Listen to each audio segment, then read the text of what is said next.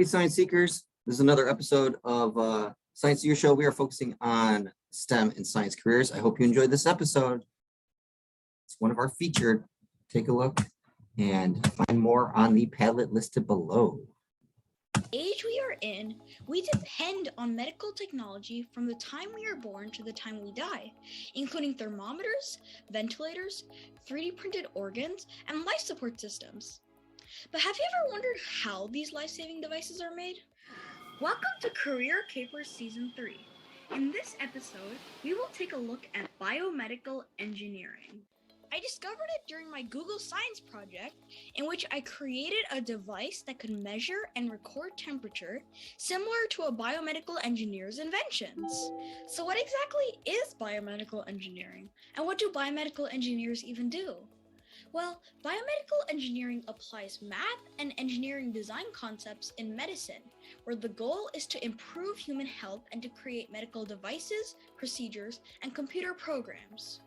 There are many specializations that could suit your passions, such as bioinstrumentation or creating equipment, biomaterials or designing safe materials for the human body, genetic engineering, and more.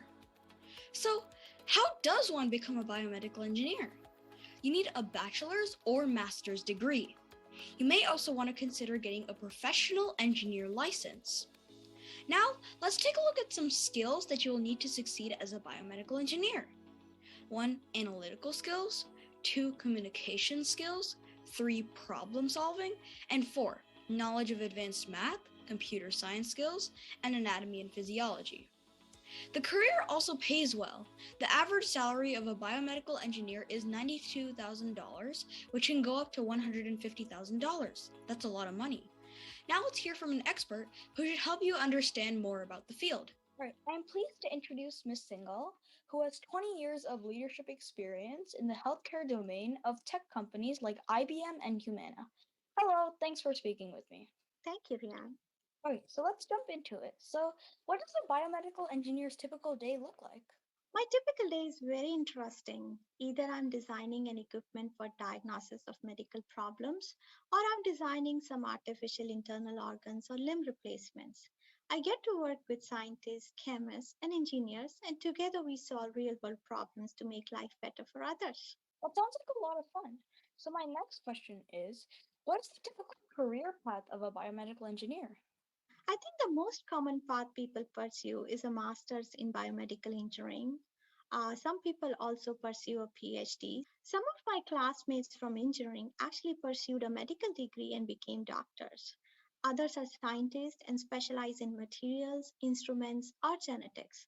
There are many choices depending upon your interest. That's so cool.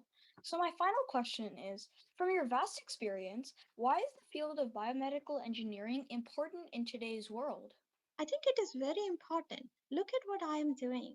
We are improving quality of life by building customized devices for healthcare and research needs, including prosthetic and robotic devices. We also help in building material equipment and life support systems, all of which are very important. I think, yeah, it is very important, especially now during COVID time. Thanks for your time. This was very helpful. I'm sure many kids will be inspired to follow the path you took and craft a successful career in this exciting field. My pleasure. Thank you, Rian. Being a highly innovative field, biomedical engineering serves multiple UN sustainable goals, mainly goal number 3, good health and well-being, goal number 8, decent work and economic growth, goal number 9, industry, innovation, and infrastructure. Thank you for watching.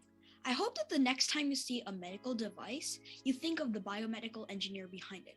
Make sure to follow your passions and see you next time on the Career Capers.